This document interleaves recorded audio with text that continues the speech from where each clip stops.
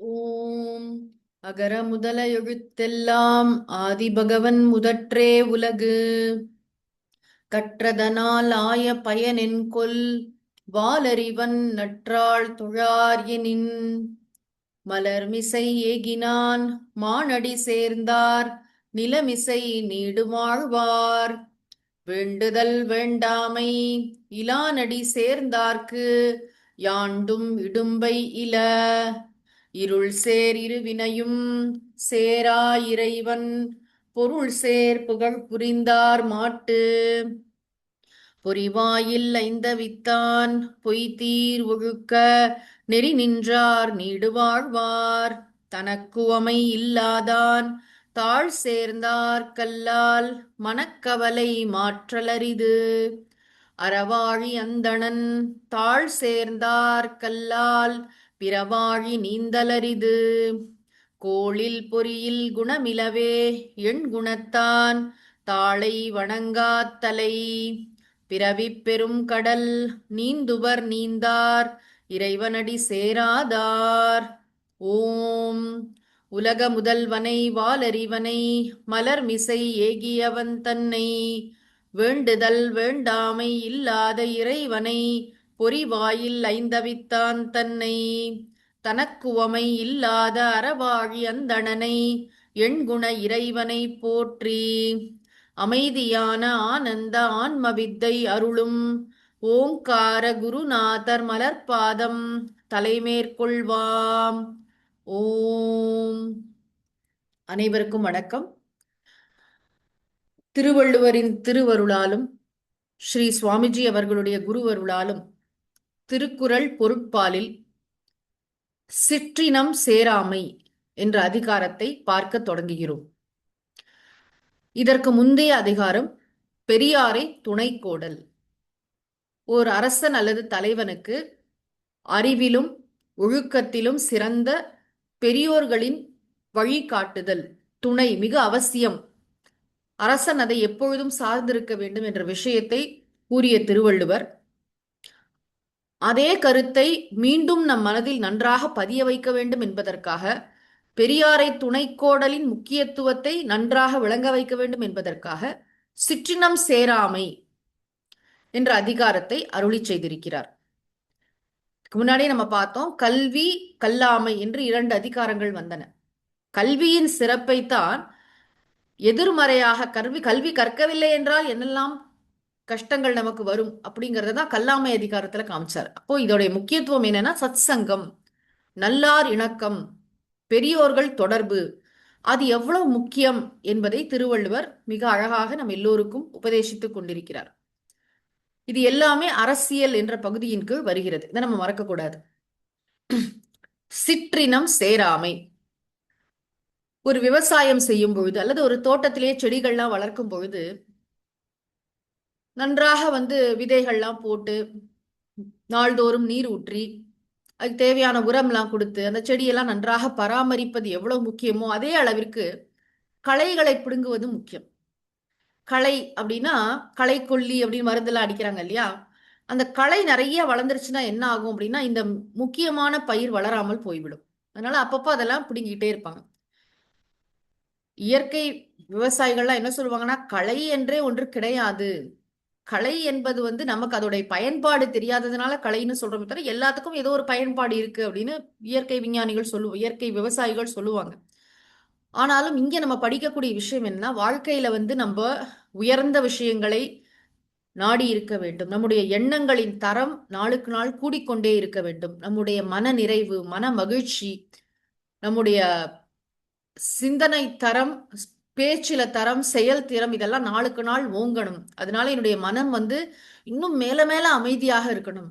நான் மனித பிறவியை அவ்வளவு சிறப்பாக வாழ வேண்டும். வையத்துள் வாழ்வாங்கு வாழ்பவன் வானுரையும் தெய்வத்துள் வைக்கப்படும். தெய்வம் மாதிரி அப்படி ஒரு தேவன் இந்த உலகத்துல வாழ்ந்தா எப்படி இருக்குமோ அப்படி நான் வாழணும். என்னுடைய வாழ்க்கை அவ்வளவு பிறருக்கு பயனுடையதாக உயிரோட்டம் மிக்கதாக விளங்கணும் அப்படின்னு சொன்னா நம்ம நல்லோரை நாடி இருக்க வேண்டும். அதாவது நல்லோர் தொடர்பை ஒரு நாளைக்கு நம்ம விட்டுவிடக் கூடாது. இந்த அறிவிற் சான்றோர் பெரியவர்கள் திருவள்ளுவருக்கு வந்து அழகா ஒரு பெயர் கொடுப்பார், உலகம், உலகத்தோடு ஒட்ட ஒழுகல். அறிவுடைமையிலே சொன்னார் அது எவ்வளவு முக்கியம்னு. இப்ப பெரியாரை துணைக்கோடல் வரைக்கும் படிச்சிருக்கோம். இதுல வந்து இந்த அதிகாரத்துல ரொம்ப சைக்கலாஜிக்கல் அப்ரோச், மனோதத்துவ ரீதியாக ஏன் அப்படி சொல்றாரு அப்படிங்கிற விஷயம் நமக்கு படிக்க படிக்க நன்றாக விளங்கும். நாம யார் கூட பழகிறோம் அப்படிங்கிறது ரொம்ப முக்கியம். இந்த அதிகாரத்திற்கு முகவுரையாகத்தான் இந்த கருத்துக்கள்லாம் நம்ம பார்த்துட்டு இருக்கோம். நம்ம ஒவ்வொருவருமே நாள்தோறும் யாரோ ஒரு 4-5 பேர்கிட்ட பேசுறோம். எல்லாருமே நம்ம தினசரி தொடர்புல ஒரு சிலரோட நம்ம தொடர்புல இருக்கோம் இல்லையா? நம்ம குடும்ப உறுப்பினர்கள், நம்மளோட டியரஸ்ட் ஃப்ரெண்டு, நம்ம அலுவலகத்துல பணிபுரிங்க, இவங்க கூட தினமும் நம்ம ஒரு வாட்டியாவது பேசிடுவோம் அப்படின்னு இருக்கக்கூடிய நபர்கள். அந்த மாதிரி ஒரு 4-5 பேர் நம்ம எல்லாருக்குமே இருக்காங்க. எந்த மனிதனும் தனி தீவு கிடையாது. நான் யாரு கூடயும் பேசுறது இல்லை அப்படின்னு யாரும் இருக்கிறது இல்லை. எல்லாரும் எல்லாரோடையும் பழகிட்டு தான் இருக்கோம். ஈவன் சாதுக்கள் கூட எல்லாரோடையும் பழகிட்டு தான் இருக்காங்க, பேசிட்டு தான் இருக்காங்க. அன்றாட வாழ்க்கையில நம்ம பல பேரை சந்திச்சுட்டு இருக்கோம். அதுல வந்து பல பேருடைய தாக்கம், இன்ஃப்ளூயன்ஸ் நம்ம மனசுல இருக்கு. அதை நம்ம மறுக்க முடியாது. ஆனா தொடர்ச்சியா நம்ம யார் கூட பழகிட்டே இருக்கோமோ அவர்களுடைய சிந்தனைகள் அவர்களையும் அறியாமல் நம்மை அது பாதிக்கும். இப்ப சிந்திக்கிற திங்கிங் பேட்டர்னே எப்படி இருக்கும்னா, நம்ம ஆவரேஜா யார் யார் கூட ஒரு நாளைக்கு 5 பேர்கிட்ட பேசினா 5 பேரோட ஆவரேஜ் திங்கிங் தான் நம்பும். உயர்ந்த விஷயங்களை சிந்திக்கின்ற, பேசுகின்ற, அதுபடி வாழ்கின்ற மக்களோட நம்ம வாழ்ந்தோம் அப்படின்னு சொன்னா நாமும் வீரங்களுக்கு செல்வோம். மேல மேல வந்து நம்முடைய வாழ்க்கையும் நல்ல முன்னேற்ற பாதையில் செல்லும். ஆனா ரொம்ப நெகட்டிவா சில பேர் பாத்தீங்கன்னா எல்லாத்தையும் குறை சொல்லிட்டு இருப்பாங்க, புலம்புவாங்க, எல்லாரையும் திட்டுவாங்க, உலகத்துல யாருமே நல்லவன் இல்லை அப்படிம்பாங்க. அப்புறம் எல்லாத்தையும் இந்த மாதிரி பேசிட்டே இருக்கிறது என்ன ஆகும்னா நம்மளையே ட்ரெயின் அவுட் ஆகும். நீங்களாம் இதை கவனிச்சிருக்கீங்களா எனக்கு தெரியாது. நம்ம என்னதான் வந்து நல்ல விஷயங்களை பார்க்க முயற்சி செய்தாலும் மீண்டும் மீண்டும் வந்து ட்ரெயின் அவுட் பண்ணுவாங்க. ஏன்னா அவங்களுக்கு அது பழக்கம். உலகில பலவிதமான மனிதர்கள் இருக்காங்க. நம்ம யாரையும் வெறுக்கக்கூடாது. நமக்கு வந்து இவங்களோட பழகுற மாதிரி இறைவன் வந்து நம்முடைய வாழ்க்கையை அப்படிதான் வந்து நம்முடைய கர்ம வினைப்படி அருளி இருக்கிறார். சில பேரை நமக்கு பிடிச்சிருக்கோ பிடிக்கலையோ, இவர் தான் கணவர், இவங்க தான் மனைவி, இவங்க தான் ஃப்ரெண்ட்ஸ், இதுதான் சுற்றம், இதுதான் மாமியார், இதுதான் மாமனார், இதுதான் குழந்தை, இப்படி நம்முடைய வாழ்க்கை அமைந்திருக்கிறது. ரொம்பவும் நம்ம இதுல போய் இதெல்லாம் மாத்திக்க நம்ம பண்ண முடியாது. ஆனா இதற்குள்ளேயும் பார்த்தாக்கா இப்பெல்லாம் ரொம்ப இதை பத்தி பேச ஆரம்பிக்கிறாங்க. டாக்ஸிக் ரிலேஷன்ஷிப்ஸ் அப்படின்ற வார்த்தையெல்லாம் வருது. டாக்ஸிக்னா நம்மள அப்படியே வந்து முடக்கி போடுற மாதிரி அவங்களோட பேச்சு, அவங்களுடைய இதெல்லாம் வந்து நம்மள வந்து கம்ப்ளீட்டா நமக்கு நம்ம கிட்ட இருக்கிற எனர்ஜி எல்லாம் அப்படியே பிடிச்சி இழுக்கிற மாதிரி இருக்கும். இழுக்கிற மாதிரி இந்த சென்ஸ் இது வந்து வெளியில தெரியாது. நம்ம உற்சாகமா ஒரு காரியம் பண்ணலாம் அப்படின்னு இறங்கும் போது அவங்களுடைய ஒரு சில வார்த்தைகள் அப்படியே நம்மள வந்து சோர்வடைய செஞ்சிடும். ஸோ இந்த மாதிரி பீப்புளெலாம் இருப்பாங்க. அப்போ நம்ம யார் கூட பழகணும்னு நமக்கு சாய்ஸ் இருக்கு. சில விஷயங்களை நம்ம மாற்ற முடியாது. கணவன், மனைவி, ஃப்ரெண்ட்ஸ் ஓரளவு அது வந்து பின்னாடி நம்ம நட்பியல்ல பார்க்க போறோம். எப்படி ஃப்ரெண்டை சூஸ் பண்ணணும், எப்படி அந்த ஃப்ரெண்ட்ஷிப்பை மெயின்டைன் பண்ணணும், யாரு ஃப்ரெண்டு, அதெல்லாம் அங்கே பார்ப்போம். இங்க வந்து நம்முடைய வாழ்க்கையில நம்ம சொந்தக்காரங்க, நம்மளுடைய க்ளோஸ் நிட் பீப்புள்னு இவங்கெல்லாம் இருக்காங்க இல்லையா? இதை தாண்டி நமக்கு உண்மையிலேயே நல்லது சொல்லக்கூடிய சான்றோர்கள், பெரியவர்கள், மகாத்மாக்கள் என்றென்றைக்கும் இந்த பூமியில் வாழ்ந்து கொண்டிருப்பார்கள். அவர்கள் வாழ்கின்ற இடத்திற்கு நாம் சென்று, அந்த காலத்துல என்ன பண்ணுவாங்க, இதுக்காக நடப்பாங்க. ஒரு 200 மைல் தள்ளி ஒரு பெரியவர் இருக்காருன்னா நடந்து போய் பார்ப்பாங்க அவரை. அப்படி இல்லை, இன்னைக்கு நமக்கு எல்லாம் யூடியூப்லயே கிடைக்குது. நீங்க பாத்தீங்கன்னா நம்மளோட சாய்ஸ் தான். நான் வந்து இந்த மகாத்மா பேசினதை கேட்க போறேன், இந்த பெரியவர் பேசினதை கேட்க போறேன். அப்ப நிறைய நேரம் நம்முடைய மனசு எதுல டுவெல் பண்ணுதுங்கிறது ரொம்ப முக்கியம். நம்ம தனிமையில இருக்கோமோ, எல்லாரோடய சேர்ந்து இருக்கோமோ, நம்முடைய மனசுல இருக்கிற எண்ணங்களுடைய தரம் எப்படி இருக்கு, இதை நிர்ணயம் பண்றது எது அப்படின்னா, யார் பேசுறத நம்ம நிறைய கேட்கிறோம், யாருடைய எழுத்துக்களை நம்ம அதிகமா படிக்கிறோம், எந்த எழுத்தாளரை படிக்கிறோம், என்ன மாதிரி பெரியவங்களை நம்ம ஃபாலோ பண்றோம் அப்படிங்கிறது நம்முடைய வாழ்க்கையின் திசையையே சீர் செய்யக்கூடிய சக்தி வாய்ந்தது. இங்க வந்து என்ன ரொம்ப முக்கியமா நான் கவனிக்கணும்னா, பெரியவர்கள் எப்படி இருப்பாங்க. சிற்றினம் சேராமைனா, இப்ப நான் வந்து யாரோ ஒரு மகான் மகான் இருக்காங்க, ஒரு பெரியவங்க இருக்காங்க, அவங்க சொல்ற விஷயங்கள்லாம் நமக்கு ரொம்ப வந்து மனசுக்கு உற்சாகத்தை தருது. அவங்க சரியான பாதையில நம்மளை வழி நடத்துறாங்க. உடல் நலம், மனநலம், அறிவு நலம், எல்லா நலன்களும் நம்முடைய உலகியல் வாழ்க்கைக்கும் சரி, ஆன்மீக வாழ்க்கைக்கும் சரி, மிக மிக உன்னதமான வழிமுறைகளை அவங்க காட்டுறாங்க. ரொம்ப பிராக்டிக்கலா இருக்கு அவங்க சொல்றதெல்லாம். வந்து அவங்க நல்லா வந்து நம்மளுடைய மனிதனுடைய பிரச்சனையை புரிஞ்சுதான் பேசுறாங்க, சாஸ்திர விஷயத்தை தான் பேசுறாங்க. அவங்களுக்கு எந்த விதமான ஹிடன் அஜெண்டாவும் இல்லை. அந்த பெரியவர்கள் எப்படி நடந்து கொள்கிறார்கள் அப்படிங்கிறத நம்ம பார்க்கணும். அவங்களோட பர்சனல் லைஃப் நடந்துக்கிறாங்கன்னா போய் இது இது பண்றது இல்ல, அவங்கள வேவ் பார்க்கறது இல்ல. அவங்க எதற்கு முக்கியத்துவம் கொடுக்குறாங்க, எதற்கு முக்கியத்துவம் கொடுக்கறது இல்ல. அவங்க எப்படி தன்னை எப்படி வச்சிருக்காங்க, யார் கூட எல்லாம் பேசுறாங்க, யாரை வந்து வெறுக்கிறாங்கன்னு இல்ல, அவங்க யாரையும் வெறுக்க மாட்டாங்க. ஆனா வந்து எதற்கு முக்கியத்துவம் கொடுக்கிறார்கள். இந்த இந்த அதிகாரத்தை படிச்சா நமக்கு அது புரியும். அதாவது பெரியவர்கள் மகான்கள் எப்படிலாம் நடந்து கொள்வார்கள் அப்படிங்கிற விஷயம்.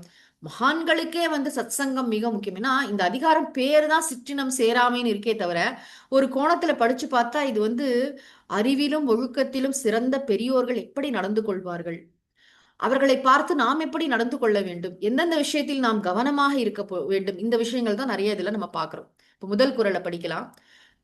சிற்றினம் அஞ்சும் பெருமை சிறுமைதான் சுற்றமாச் சூழ்ந்துவிடும். சிற்றினம் அஞ்சும் பெருமை சிறுமைதான் சுற்றமாச் சூழ்ந்துவிடும்.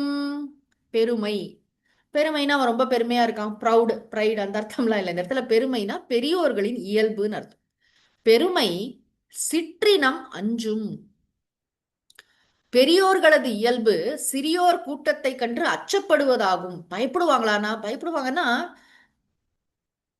கான்டாக்ட் வச்சுக்க மாட்டாங்க, பேசுறத விரும்ப மாட்டாங்க, ரொம்ப அதை வந்து வளர்க்க மாட்டாங்க. வேணும்ட்டே ஒருத்தங்க வந்து பிரச்சனை பண்ணணும், ஒரு பக்கா நாஸ்திகவாதியோ யாரோ ஒருத்தன் பிரச்சனை பண்றதுக்கே வரான்னு வச்சுக்கோங்களேன், அந்த மாதிரி பீப்புளோட இவங்க என்டர்டெயின் பண்ண மாட்டாங்க ரிலேஷன்ஷிப்பை அப்படின்னு அர்த்தம். பெருமை சிற்றினம் அஞ்சும். ஏன் பயப்படுவாங்க பெரியவங்களா? அப்ப பயந்தாங்குழியா? பயந்தாங்குழி இல்ல, அறிவாளி. ஏன் அப்படின்னா அஞ்சுவது அஞ்சாமை பேதைமை, அஞ்சுவது அஞ்சல் அறிவார் தொழில். துர்சங்கத்தை பார்த்து பயப்படணும். ஒருத்தங்க சரியில்லை, ஒரு நடவடிக்கை சரியில்லைன்னா அதை வந்து நம்ம வெறுக்கணும் இல்லை, அதை விட்டு விலகி இருத்தல் மிக முக்கியம். நம்ம ஏன் அதை வந்து ஏன்னா தாட்ஸ் நமக்கே தெரியாது, நம்ம நினைச்சிட்டு இருக்கோம் அந்த பிசிக்கல் பாடி மட்டும்தான் இருக்குன்னு. நம்முடைய எண்ணங்கள் இதை தாண்டி நமக்கு உள்ள சூக்ஷ்ம சரீரம்னு ஒண்ணு இருக்கு, நுண்ணுடல்னு சொல்லுவாங்க, சட்டில் பாடி. அதுக்குள்ள காரண சரீரம்னு ஒண்ணு இருக்கு. வெளியில தெரிகிறது இந்த பரு உடல் கிராஸ் பாடி மட்டும்தான். அந்த எண்ண பரிமாற்றங்கள் நீங்க பாத்தீங்கன்னா, அதனாலதான் ஒரு சில இடங்களுக்குலாம் போனா உங்களுக்கு மனசு ஆட்டோமேட்டிக்கா தியானம் பண்ணணும் போல இருக்கும். ஒரு சில இடத்துக்கு போனா தேவையே இல்லாம மனசுல அவ்வளோ பயம் வரும், அவ்வளோ ஒரு அமைதி இல்லாம இருக்கும்.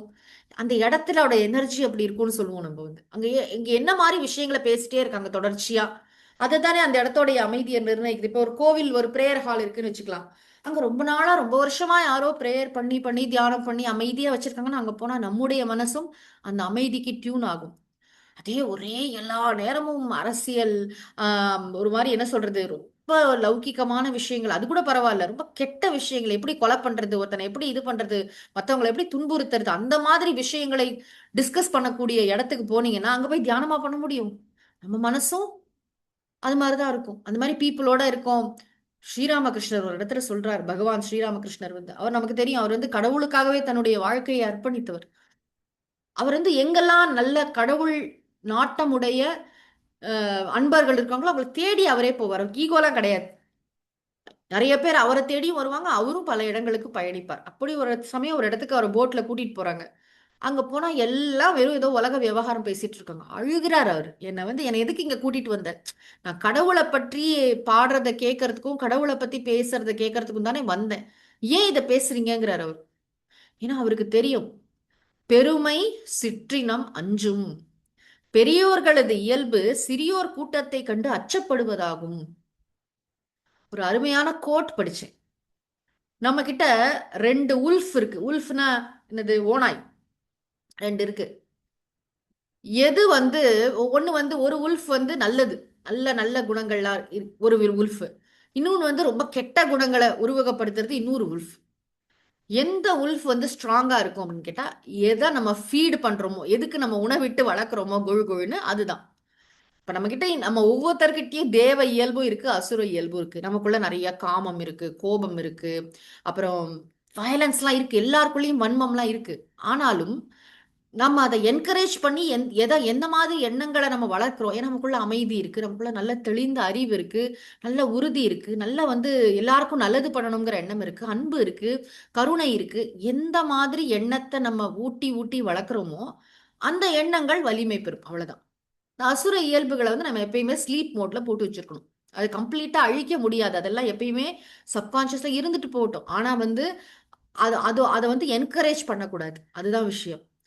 இப்ப யாரு கூட நம்ம பழகுறோம், யாரு கூட என்ன மாதிரி விஷயங்களை நிறைய நேரம் பேசுறோம், அதை விட இன்னைக்கெல்லாம் போன்ல என்ன மாதிரி சைட்ஸ் நம்ம பார்க்குறோம், என்ன மாதிரி விஷயங்கள், என்ன மாதிரி ஆப் நம்ம யூஸ் பண்றோம், என்ன மாதிரி கேம்ஸ் விளையாடுறோம், என்னென்ன செய்றோம், தட் வில் டிசைட் நம்ம மனசு எப்படி இருக்குங்கிறதுக்கு கண்ணாடி என்ன நம்ம ஃபோன் தான். நம்ம ஃபோனை நம்ம யார்கிட்டயுமே கொடுக்க மாட்டோம். அதில் இருக்கிற சாட்ஸா இருக்கட்டும், அதில் இருக்கிற நம்ம நம்ம நம்மளோட ஹிஸ்ட்ரி, எல்லாரும் அவசர அவசரமா போய் ஹிஸ்ட்ரி எல்லாம் டெலீட் பண்றாங்க. ஏன் டெலீட் பண்றாங்கன்னா, ஐயோ நம்ம இதை பார்த்தோம்னு யாருக்கும் தெரியக்கூடாது அப்படின்னு நினைக்கிற மாதிரி விஷயங்களை பார்க்கறது, அது ஏதோ என்னவா வேணாலும் இருக்கலாம். சோ இதெல்லாம் இதெல்லாம் கூட தொடர்பு தானே. இதுக்கெல்லாம் பெரியவர்கள் என்ன செய்வாங்கன்னா, இதுக்கெல்லாம் ஸ்ட்ரிக்ட் நோ நோ.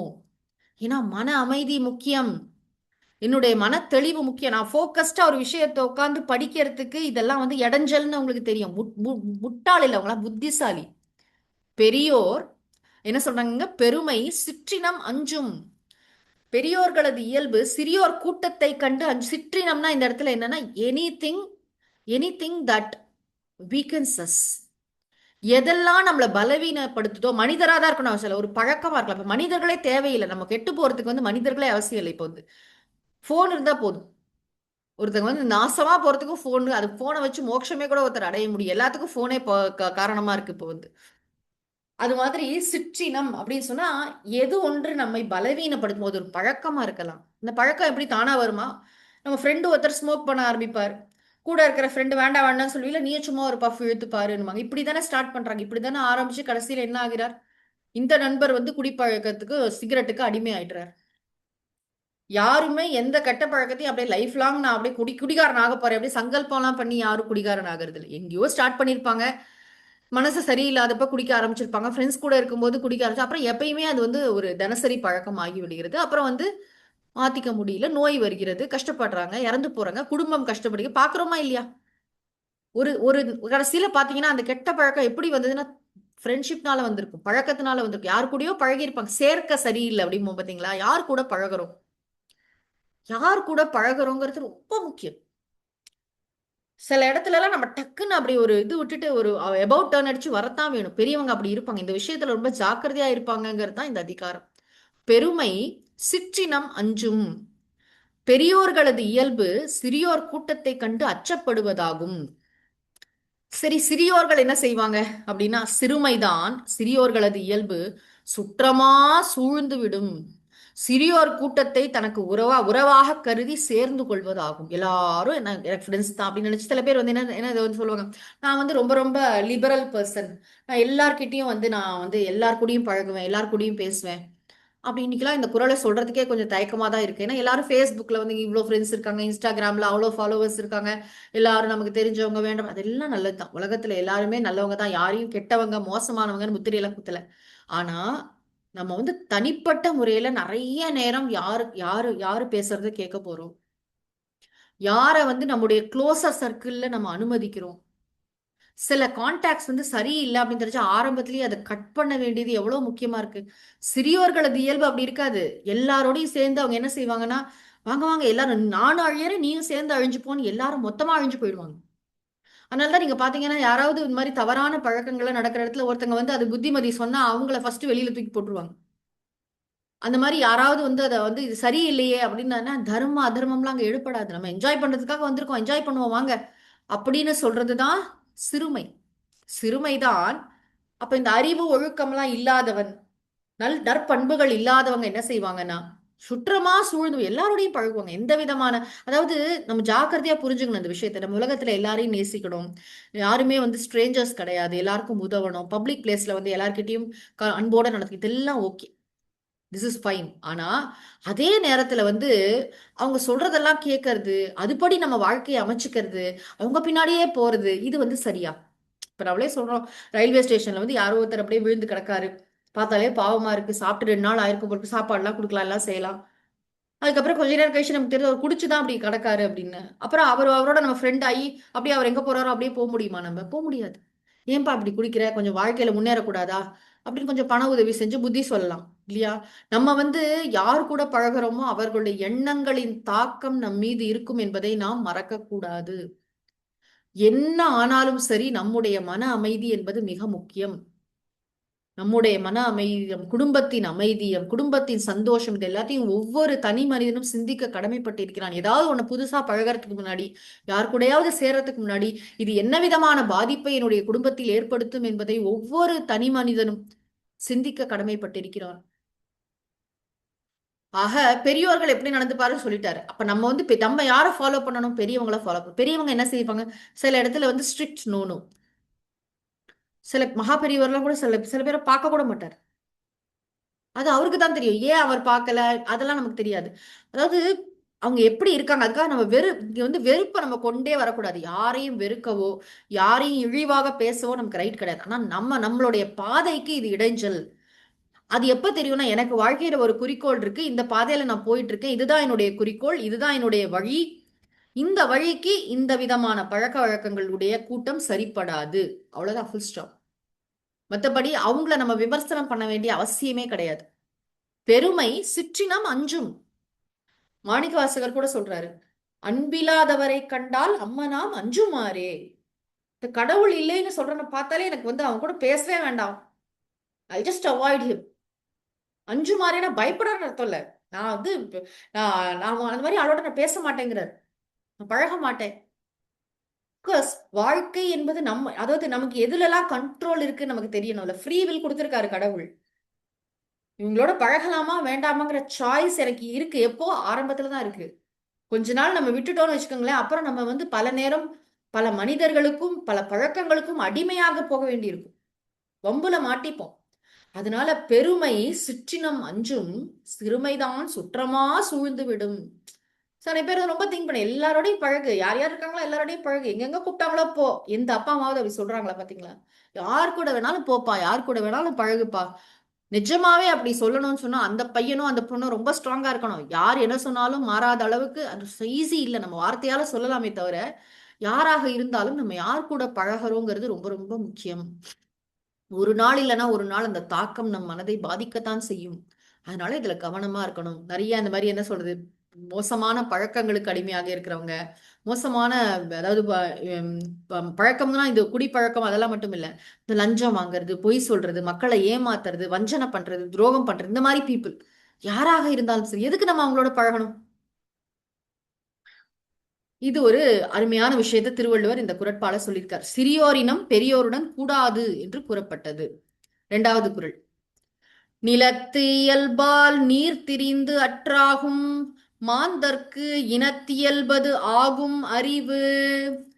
நிலத்து இயல்பால் நீர் திரிந்து அற்றாகும் மாந்தர்க்கு இனத்து இயல்பது ஆகும் அறிவு. இந்த இந்த குறள்ல திருவள்ளுவர் என்ன சொல்றாரு அப்படின்னா, தண்ணி இருக்கு. இப்ப தண்ணிக்கு நம்ம எல்லாருக்குமே தெரியும், தண்ணிக்குன்னு தனியா கலர் கிடையாது. டேஸ்ட்லெஸ், ஓடர்லெஸ், கலர்லெஸ் லிக்விட்லாம் படிச்சிருக்கோம் நம்ம ஸ்கூல்ல. தண்ணிக்குன்னு தனியா ஒரு கலர் கிடையாது. நீர் என்பது நிறமற்றது. ஆனா அந்த தண்ணி எந்த இடத்துல படுதோ அந்த இடத்துடைய நிறம் அதற்கு வருதா இல்லையா? இப்ப செம்மண் இருக்கக்கூடிய இடத்துல இருக்கிற தண்ணி எப்படி இருக்கு? சிவப்பு நிறத்துல இருக்கு. அந்த தண்ணியே பாத்தீங்கன்னா ரெட் கலர்ல இருக்கும். கருப்பு மண் இருக்கிற இடத்துல கருப்பு, உவர் மண் இருக்கிற இடத்துல அந்த தண்ணியை குடிச்சு பார்த்தாலே, இப்ப தண்ணி, கடல் தண்ணி ஏன் உப்பா இருக்குன்னா அந்த கடல் சர்ஃபேஸ்னால உப்பா இருக்கு. ஆற்று தண்ணி ஏன் இனிமையா இருக்குன்னா ஆற்றோடைய பெட் வந்து இனிமையா, அந்த தண்ணியோட தரம் வேற, அதனால இனிமையா இருக்கு. குளத்து தண்ணி வேற மாதிரி இருக்கு. கிணற்று தண்ணி டேஸ்ட், அதோடைய நிறம் எல்லாமே வந்து எதை டிபெண்ட் பண்ணி இருக்குன்னா அது சார்ந்துள்ள நிலத்தை பொறுத்து இருக்கிறது. நீர் நிறத்து இயல்பால் திரிந்து அற்றாகும். தண்ணீர் என்ன செய்யுதுன்னா, நீர் நிலத்து இயல்பால் தான் சேர்ந்த நிலத்தினுடைய தன்மையினால் திரிந்து தன்னுடைய தன்மையிலிருந்து மாறுபட்டு அற்றாகும்னா அந்த நிலத்தினுடைய தன்மை உடையதாக ஆகிவிடுகிறது. அப்ப தண்ணிக்கு வந்து எந்த கலரும் இல்லாத போது கூட அந்த நிலத்தோட சேர்ந்து தன்னுடைய இயல்பை விட்டுவிட்டு நிலத்தின் இயல்பை எடுத்துக்கொள்கிறது. மாந்தருக்கு அறிவு இன இனத்து இயல்பு அதாகும். மாந்தருக்குன்னா என்ன? மக்களுக்கு. மக்களுக்கு இதே மாதிரி இப்ப வந்து நீரையும் மனிதர்களையும் கம்பேர் பண்றார். நீர், ஓகே, நீர் இஸ் ஈக்குவல் டு மனிதர்கள். அங்க அது சார்ந்துள்ள நிலம் இருக்குல்ல, அதான் அறிவு. அது வந்து இனம், யார் கூட நம்ம பழகிறோமோ அது. மாந்தர்க்கு அறிவு, மக்களுடைய அறிவும் இனத்து இயல்பு அதாகும். எந்த மாதிரி இயல்புடைய மக்களோட சேர்ந்திருக்கோமோ அந்த தன்மை உடையதாக ஆகிவிடும். நம்ம ஒன்றும் இல்லை, ஒரு ஊர்ல போய் நம்ம ஸ்டே பண்றோம், டெல்லியில போய் ஒரு 2 மாசம் இருக்கும். போயிட்டு திரும்பி வந்தா நம்மளையும் அறியாம அச்சா அச்சா, இப்போ 4 வார்த்தை ஹிந்தியில கத்துக்கிட்டோம், எங்கேயோ 2 டீ கடையில பேசிட்டோம்னா லாங்குவேஜ் மாறுது. கேரளால போய் ஒரு 2 மாசம் இருந்தோம்னா மொழியோட இதுவே மாறுது. நம்மளையும் அறியாம இதை நம்ம வில்ஃபுல்லா பிராக்டிஸ் பண்ணல, அவங்க கூட தினம் பேசி பேசி நம்மளையும் அறியாம நம்ம பேச்சுல மலையாள வாடை அடிக்கும். அது மாதிரிதான் எப்படி இது ரொம்ப அன்கான்சியஸா நம்மளே அறியாம நடக்குதோ, அது மாதிரி என்ன மாதிரி மனிதர்களோட நம்ம இடையறாம பழகிட்டே இருக்கோமோ அவர்களுடைய இயல்பு நம் மீது வரும். இது ஒரு மறுக்க முடியாத ஒரு உண்மையை திருவள்ளுவர் சொல்லியிருக்கிறான். அப்படிலாம் இல்லை நம்ம சொல்ல முடியாது. ஏன்னா யார் கூட பழகிறோமோ அவர்களுடைய இயல்பு நம் மீது ஏறும். மனசு அப்படிங்கிறது ஒரு வெள்ளை துணி மாதிரி. அதுல அது அது மேல என்ன சாயம் போடுறோமோ அதுதான் ஏறும். அது மாதிரி நல்ல மனிதர்கள், நல்ல சிந்தனைகள், நல்ல உயர்ந்த விஷயங்களை நம்ம அதுலயே நம்ம எதுக்கு நம்மளை எக்ஸ்போஸ் பண்ணிக்கிறோங்கிறதே ரொம்ப முக்கியம்.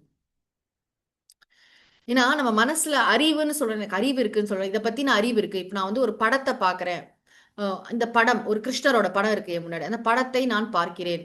அது அந்த அறிவு எப்படி நிகழ்கிறது, இது கிருஷ்ணரின் படம் அப்படின்னு நான் சொல்றேன் இல்லையா, அதை பார்த்து கண்ணால பாக்குறேன். அதை பார்த்த உடனே இது கிருஷ்ணரின் படம் அப்படின்னு எனக்கு ஒரு அறிவு ஏற்படுகிறது இல்லையா. இந்த அறிவை பற்றி சாஸ்திரங்கள் ரொம்ப அழகா சொல்லும். எப்படின்னா நம்மளுடைய புத்தி சக்தி இருக்கு இல்லையா, நம்மளுடைய அறிவுங்கிறதே ஒரு எண்ணம் தான். நம்ம கிட்ட இருக்கக்கூடிய அறிவெல்லாம் எண்ண வடிவிலான அறிவு. ஓகே, விருத்தி ஞானம்னு சொல்லுவோம். அந்த எண்ணத்துக்கே வடிவம் கிடையாது, அந்த அறிவுக்கு வடிவம் கிடையாது. அது அந்த பொருள் மயம் ஆகுது. கிருஷ்ணர் படம் வெளியில இருக்கே தவிர நான் அதை கிருஷ்ணர் படம் அப்படின்னு ரெக்கக்னைஸ் பண்ணி சொல்லும் பொழுது என்னுடைய அறிவும் அந்த வடிவத்தை ஒத்ததாக ஆகிறது. எப்படி இப்ப பாத்தி கட்டுறோம், பாத்தியில தண்ணியை விடுறோம்னு வச்சுக்கோங்களேன், அந்த பாத்தி எந்த சைஸ்ல இருக்கோ, ரெக்டாங்கிளா இருக்கா ஸ்கொயரா இருக்கா, அது ஃபுல்லா தண்ணீர் நிறையும். அது போல இந்த அறிவு, எண்ண வடிவிலான அறிவு என்ன செய்யும்னா அழகா அந்த பொருளை பற்றி நினைக்கும் போது அது அந்த வடிவம் எடுக்குதான்.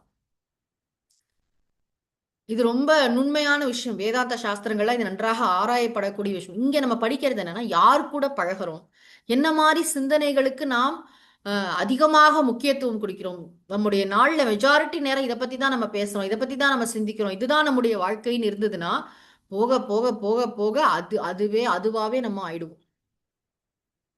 இது மறுக்க முடியாத ஒரு உண்மை. நம்மலாம் நிறைய நேரம் டிவி பார்க்குறோம், மொபைல் பார்க்குறோம், அரசியல் விவாத மேடைகளை பார்க்குறோம், என்னென்னமோ பார்க்குறோம், பிடிச்சிருக்கோ பிடிக்கலையோ, பெரியவங்க குழந்தைங்க எல்லாரும் என்ன செய்யறதுன்னு தெரியாம பல நேரம் பல விஷயங்களை பார்க்குறோம். சிந்தித்து பார்க்க வேண்டும், இதெல்லாம் நம் மனசுல என்ன விதமான தாக்கத்தை ஏற்படுத்தும் நமக்கே தெரியாது. எங்கேயாவது போய் உக்காந்து அது ரீப்ளே ஆகும்.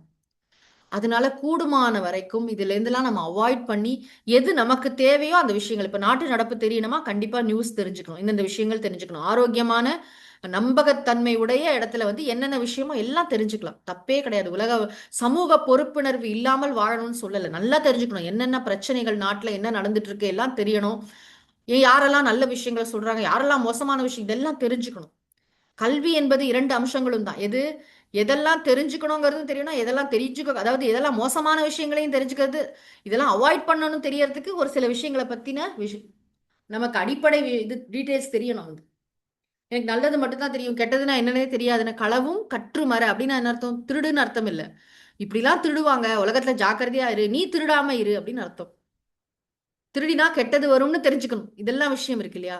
ஆக இங்க என்ன விஷயம்னா நம்ம யார் கூட பழகுறோம், என்ன மாதிரி விஷயங்களை கேட்கிறோம், நம்மை பலவீனப்படுத்துகின்ற, நம்முடைய மனதையும் உடலையும் புத்தியையும் கீழ்நிலைக்கு கொண்டு தள்ளுகின்ற விஷயங்களில், மனிதர்களில், சூழ்நிலைகளில் நாம் மாட்டிக்கொள்ளக்கூடாது. அதுதான் முக்கியம். இங்க தண்ணீர் உதாரணம் சொல்லியிருக்காரு.